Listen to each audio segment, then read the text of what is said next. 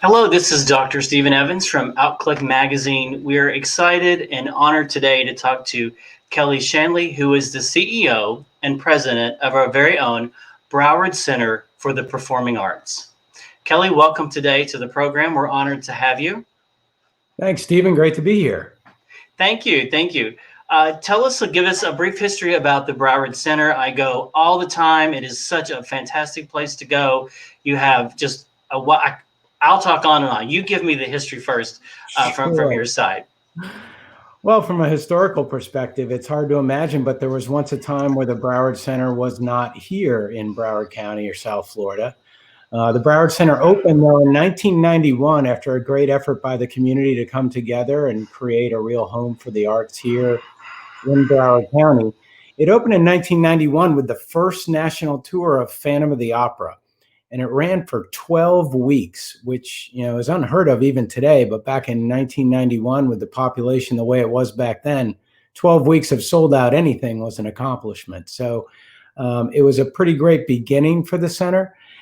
And it's gone on to have a great history of serving this community. Most recently, we completed a $60 million renovation and expansion of the center about 7 years ago.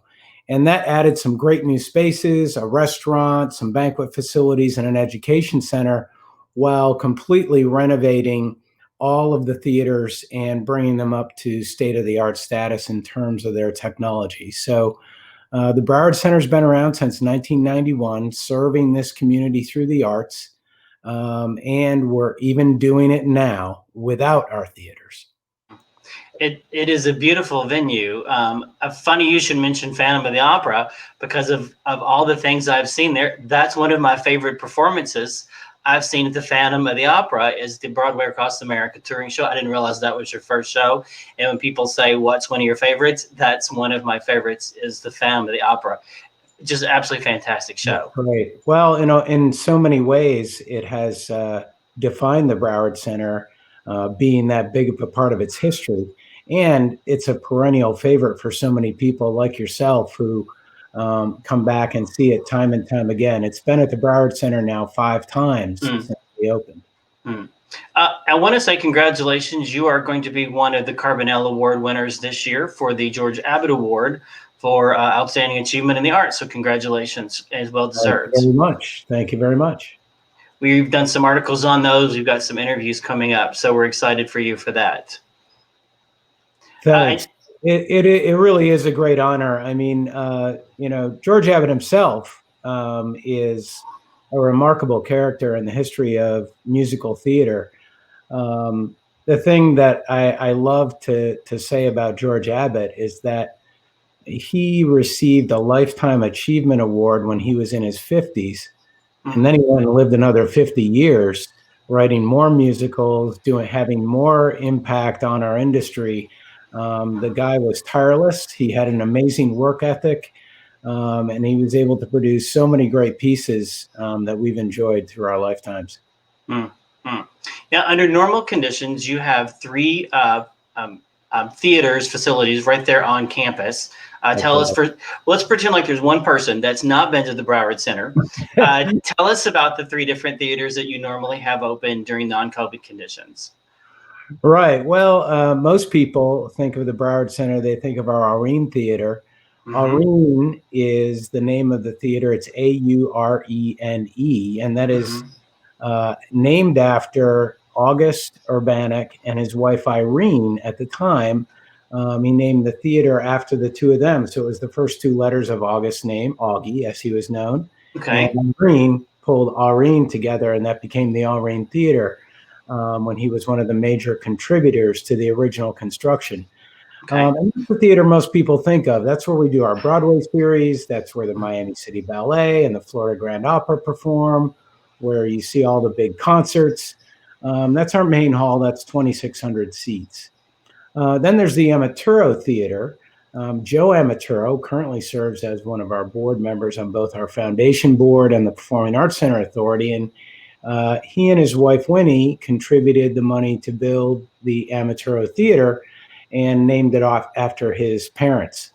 The Yamaturo Theater is only 600 seats, but in many different years, it'll have more performances than the Aurene Theater. And that's mostly because of our partnership with Broward County Schools, where we'll often have 2 educational performances in a single day, and then turn it around for a public performance of something in the evening. So it gets a lot of use. On the public performance side of things, we've got Gold Coast Jazz, Symphony of America, South Florida Symphony, lots of great local organizations that perform there, as well as Slow Burn Theater Company, who we partnered with a few years back to build a theater series in the Yamaturo Theater as well, and they're doing some spectacular work in that space. So that's the Yamaturo Theater, and then the last performance space, if you will, is the Abdona River Room. So that's a smaller scale space, more of a cabaret style theater for about 150 people. And Slow Burn has done performances in there.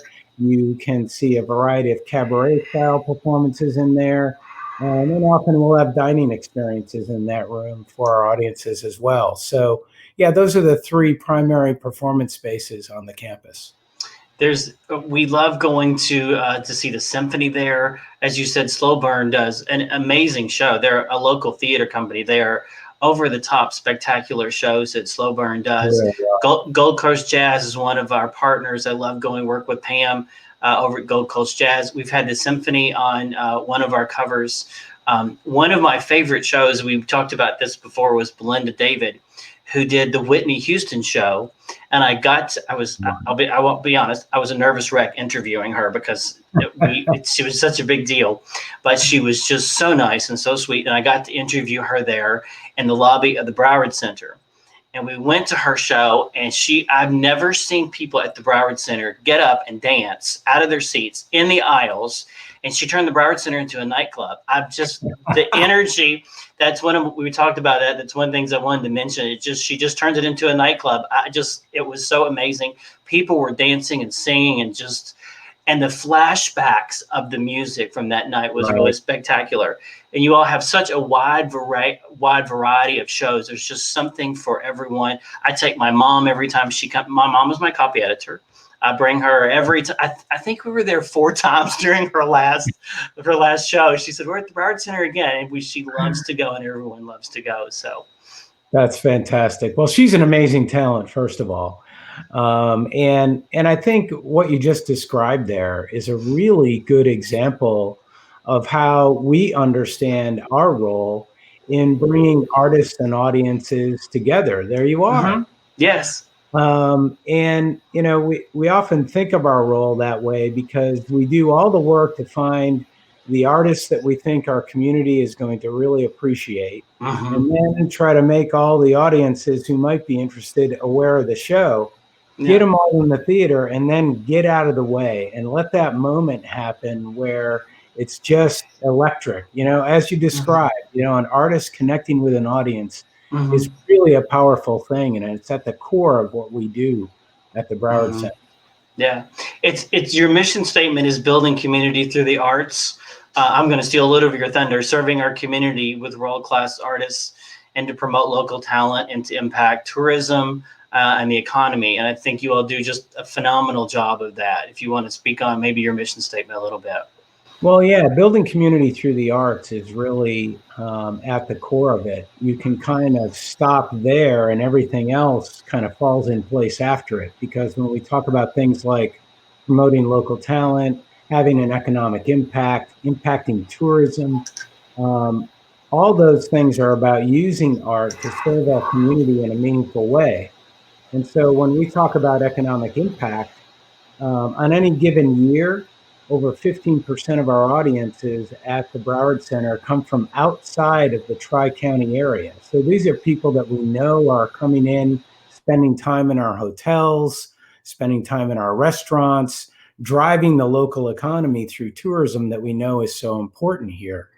So we like to think about our role very broadly as including all those things that are important to community, including education. As I mentioned before, we've got a longstanding partnership with Broward County Public Schools that uses art as a means of achieving academic outcomes. So we're working with teachers and curriculum specialists to develop arts-based programs that help deliver curriculum so that students can have a more engaged, inspired learning experience.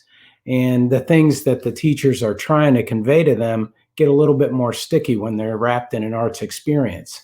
So we think there's a role for us there. We think there's a role for us in tourism and economic development.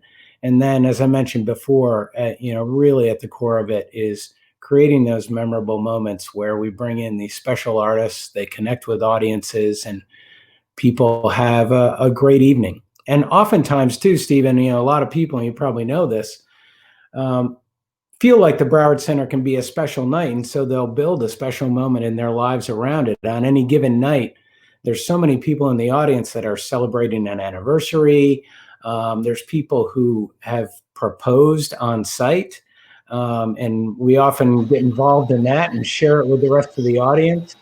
In fact, the chairman of the board of the Broward Center right now got engaged at the Broward Center to his wife. So a lot of people in our community have these special moments at the Broward Center. It's a special place to them because of it. Maybe they graduated there.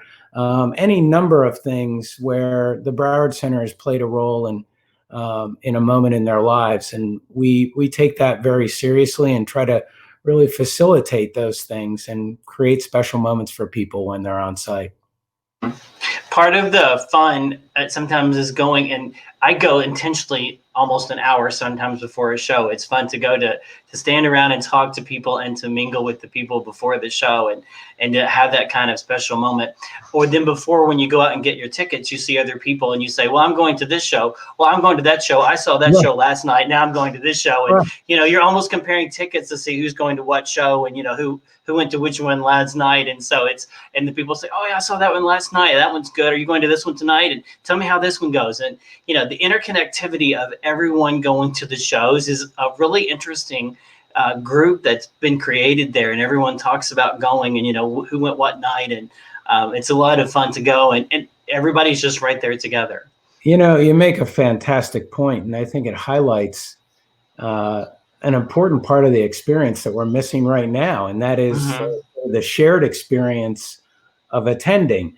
And interestingly, there is some work out there where audiences were studied, and up to, depending on the type of show, the study cited that 60 to 70% of people leave performances, say musicals or operas or ballet, they leave with unanswered questions about what they just saw.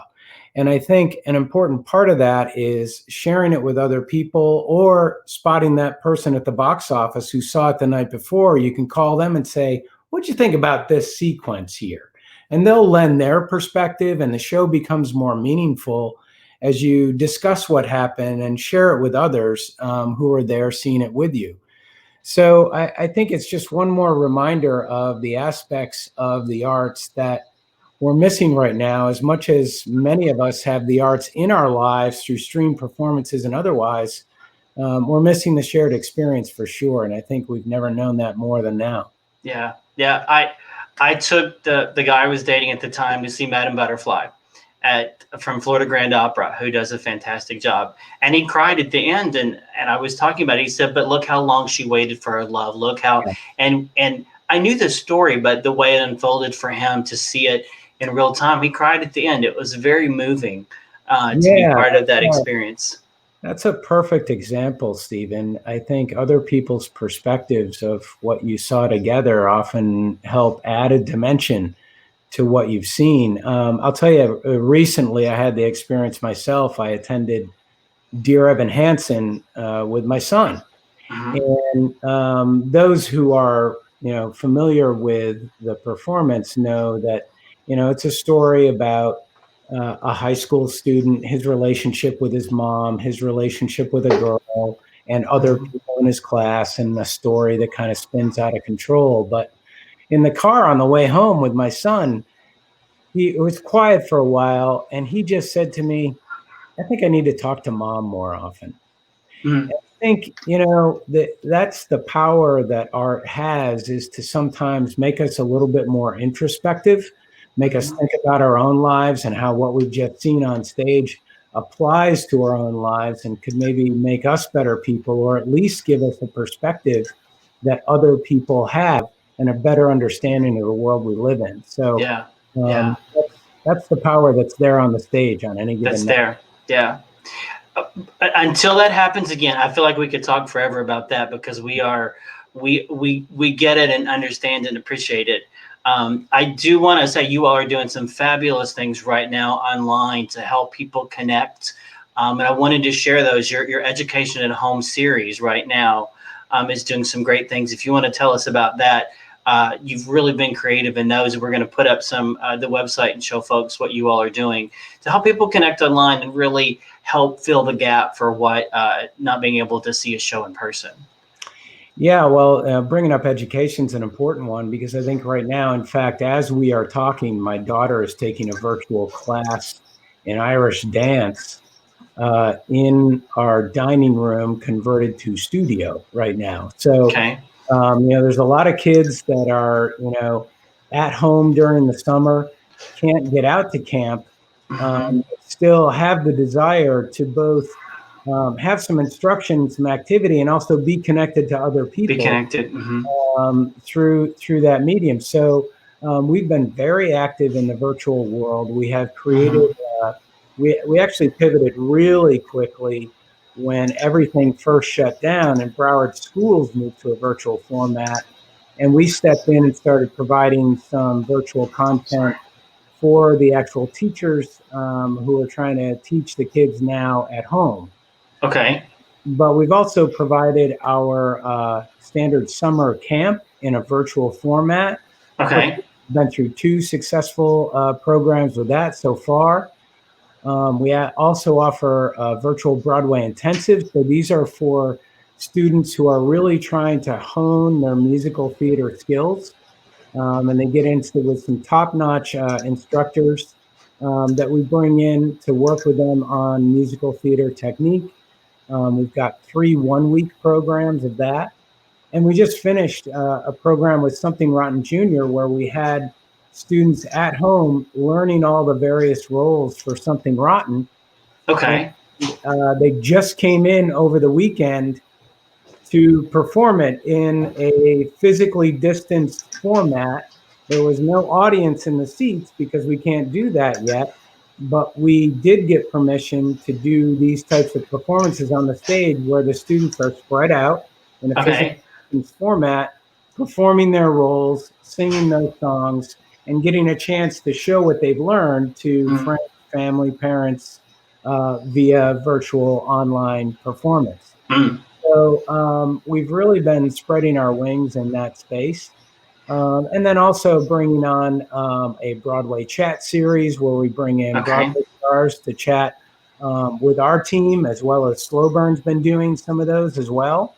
And Broward Center at Home is a place where people can log on and find all the things that we are offering in terms of entertainment and education Hmm. while you are at home and you're looking for things in a Hmm. streamed format. And we got a Hmm. couple cool things coming up in that space. It might be a good time to talk about those. Okay. Yeah. Um, so First of all, I want to say, click on the wallpapers. You all have some really great pictures, some fun photos to download for your phone and for your.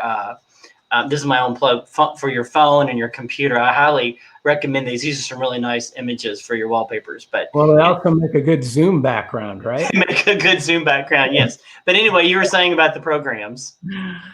Yeah, so we've got a couple cool new things coming up. So Piff the Magic Dragon is coming up, and if people Hmm. don't know who that is, I usually say that kind of offbeat comedian magician that was on America's Got Talent, and then they Hmm. know right away.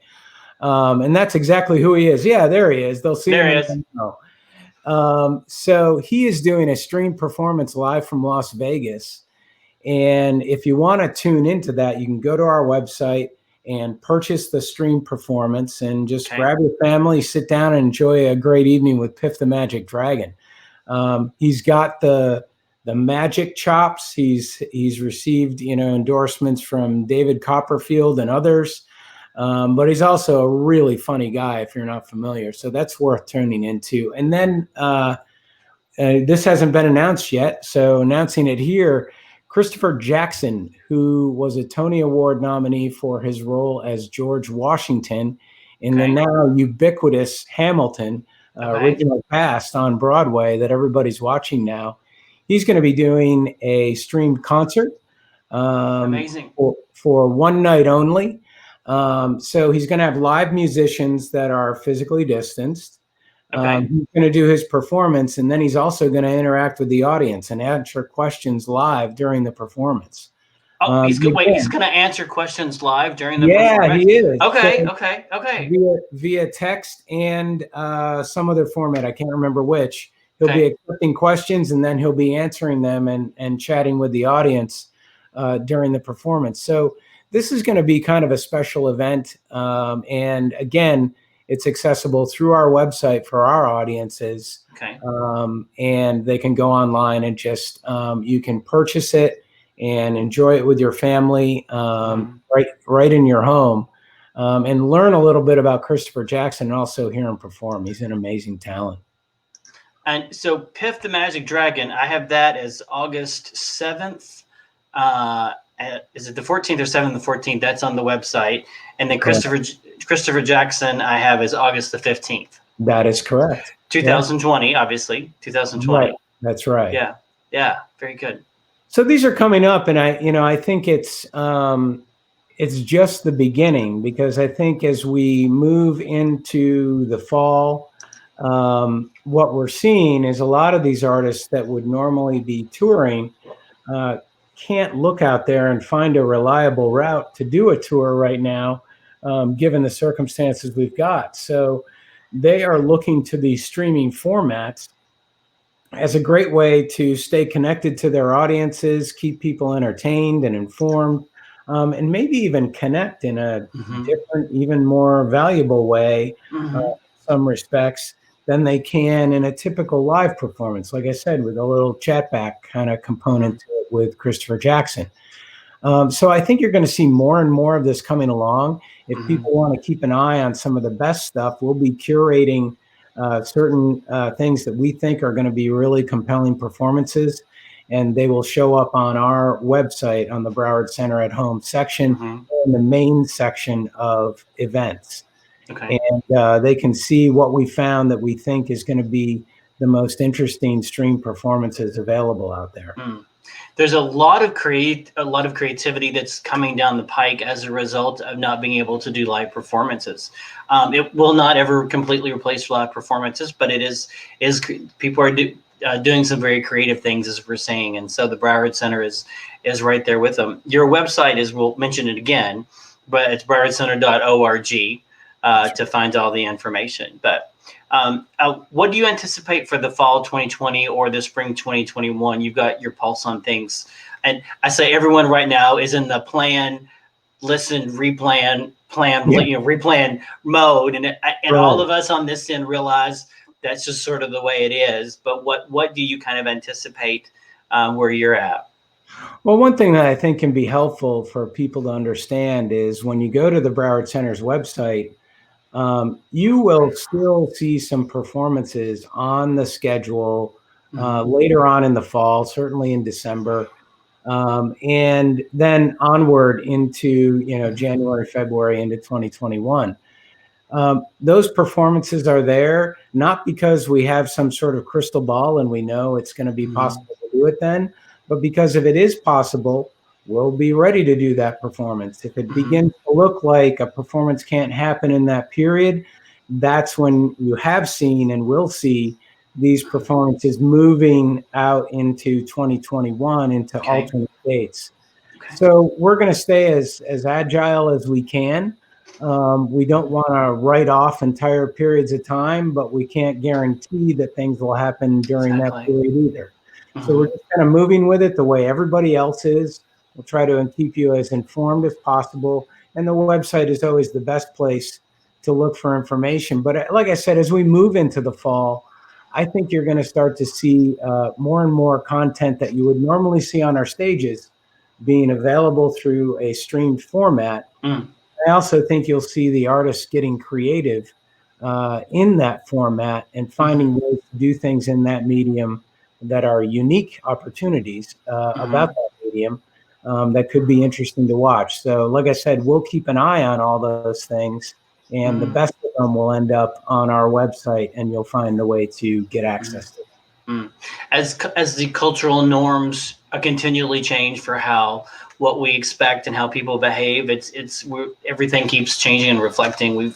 I've been talking to Pam from Gold Coast Jazz and Jacqueline from the South Florida Symphony, and they too are making plans and seeing what is the best plan that they can come up with. And as I said, they plan, and then they listen to what people are most sensitive to, what are the audiences needing, and how can they make that work virtually or in person or a combination thereof. So.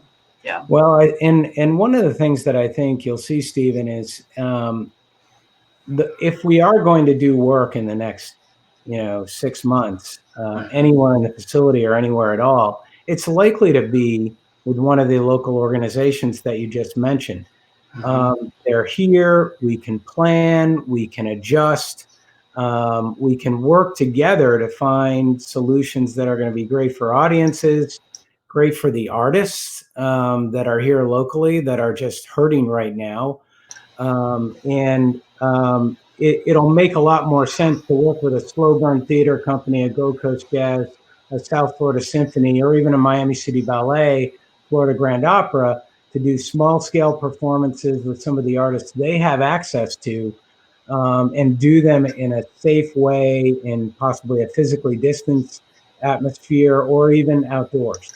So we're looking at all of those options right now, and those are some great partners that we're exploring those options with. Yeah, and we're lucky to have some very talented and brilliant leaders from those organizations to collectively try to come up with something. So we're waiting in anticipation to see what happens. And again, it'll be on the website and as plans unfold.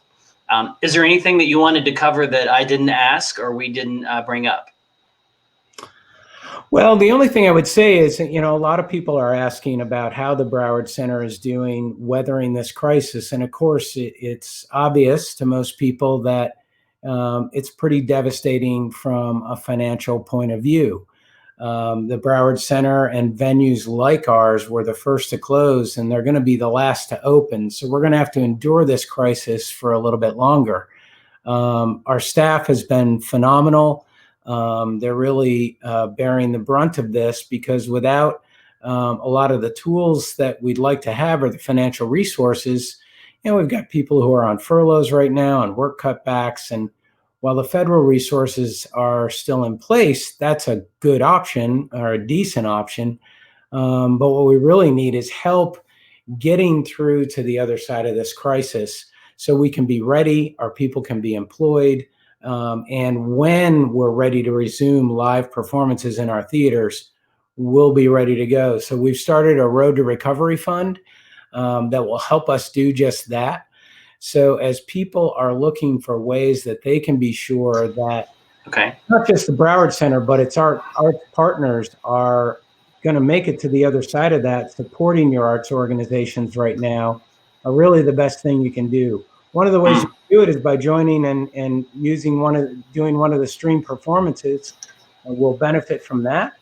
Okay, and we're going to pull that up. We're going to pull that up again. Go ahead. Yeah, great. And if you have the wherewithal to support us through philanthropy at the Road to Recovery Fund on our website, that would be even better. That'll help get us the resources we need to be ready to roll on the other side of this crisis and get back to the business of live theater, live arts, and a shared experience once again. The Broadway chat series, again, that's on your Facebook page. They can watch those. We've got the music series, Fun for the Family. Broadway Across America, of course, is doing theirs on their platform. Arthur, scrolling down, see if is at the bottom. So, and then the symphony and the opera and the slow burn. So, yeah, it's all there. I'd say, if you check with our website at least once a week, You're going to know what's happening at the Broward Center and with all of our partners. Mm-hmm. And as I mentioned before, and as you mentioned, South Florida Symphony, Gold Coast Jazz, Miami City Ballet, Florida Grand Opera, all great organizations, Slow Burn Theater Company. We want to make sure these guys are there with us on the other side of this. So if you can find your way to support them, it'd be a great thing. That's great. Well, anything we can do to help you all or the Broward Center, we're big supporters of what you all do and what you all give back. And we love going and miss going. And I will share, it's about 2 or 3 weeks after everything closed, I drove down one night and everything was closed up. It was very emotional for me to see the doors closed and to see the plaques on the walls with the dates. They're supposed to be open. And I got very emotional. I drove across to, you all work a lot with the Museum of Discovery and Science, Mods across the street. They're one of our partners, and to see it all closed up. And it was very emotional because it's a part of who we are and part of what we built the company on. So we just have to keep plugging away and and doing the best that we can. So. Well, obviously I get it, and I appreciate you saying that. And I think there's a lot of people who feel exactly the same way. And I think the only problem here, Stephen, in some ways, is that we don't know when it's going to be over.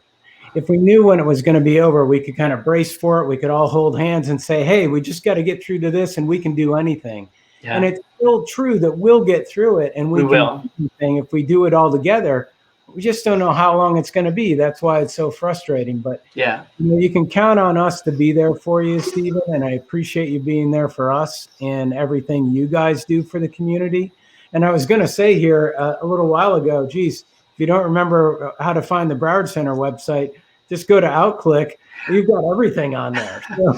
We created, I'm going to have Arthur pull it up. We created a landing page for you all. Outclick.com/ I think Broward Center. We're going to pull it up and it collates your content. And so whenever you have content to go out, we've got it on there for you all as well. I'm going to have Arthur pull that up. And while he's pulling that up, the last question I ask everyone in these interviews is, what words of encouragement do you have for people? This is our site within your site. What words of encouragement do you have for people during this difficult time? Well, look, one of the things I am conscious of is there's this notion that there's 3 elements to happiness. 1 is someone to love, 2 is something to do, and 3 is something to look forward to. And I think if we think about those things, we think, yeah, those things kind of make me happy. And think about how this crisis has impacted all of those things. And, we're separated from our loved ones, especially those who are in assisted living or nursing homes.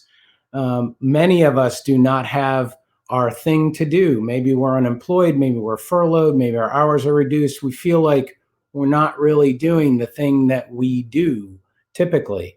And the last one is having things to look forward to. I mean, trips, going to visit friends, going to a sporting event or to the theater. Those things aren't on our calendar. We're not looking forward to things in our lives the way that we typically did. And I say that by way of illustrating, this is why we're all not feeling totally ourselves right now. But I will say this, there is going to be another side to this. And I think we can imagine that and look forward to that and have that shared vision of a future when we're all back in the theater together, enjoying each other's company as well as the great talent that we can put on the stages. And we'll make it there. Just stick with us and stick together. We'll get to the other side. That's a great word. I really appreciate that. I tell people in almost all of these broadcasts, the great content that's coming out, buy yourself a Chromecast or Apple, I don't get anything for this, an Apple TV or something, and watch the content that's being produced on the big TV. Make a night of it. And I've got, the big TV here, and I've got a big TV in the bedroom, and I lay in bed and watch the content, and it really makes me feel like I'm part of the show. It's a whole different experience rather than watching it just on my phone. That is such good advice. That is such good advice, and it makes all the difference. And everybody's not completely aware of how to get there with it, but if you say there's ways you can watch this on your bigger screen, makes all the difference. That's really good advice. Yeah, I've watched the performers, and I was watching one. I said I've never had so much big purple hair in my bedroom before, but watching it on the big screen and putting it on the stereo, and Yeah, it makes a big difference. And I challenge everyone to do that. And it gives you something to look forward to. This show there you is go. coming, and there have been some nights that it's been kind of a tough night, and I've caught shows that were live and turned them on and been part of the show, and it's really helped a lot. And I very advocate for people to bounce them up on the big screen. So I've really enjoyed talking to you, and really appreciate all that you're doing and taking the time out of your, I know, busy schedule to talk to us. Great to see you, Stephen. It always is. Thank you.